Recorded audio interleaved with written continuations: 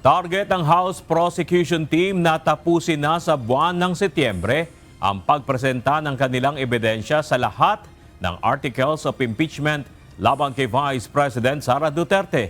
Ito'y upang makapagsimula na rin ang defense team ni BP Duterte na makapaglahad ng kanilang mga testigo at ebidensya sa buwan ng Oktubre.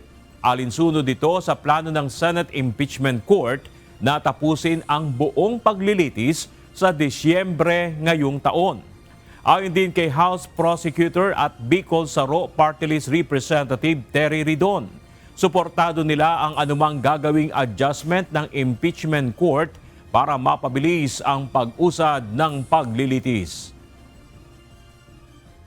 We share the same sentiment and we share the same sentiment as the Senate President na hopefully matapos po sa pinakamaagang panahon ito pong paglilitis po na ito. So we will try to wrap up all of the presentation of evidence hopefully by the end of next month para meron pong pagkakataon yung pong depensa na mailatag po nila yung kanila pong ebidensya from October up until probably the end of or middle of November. No?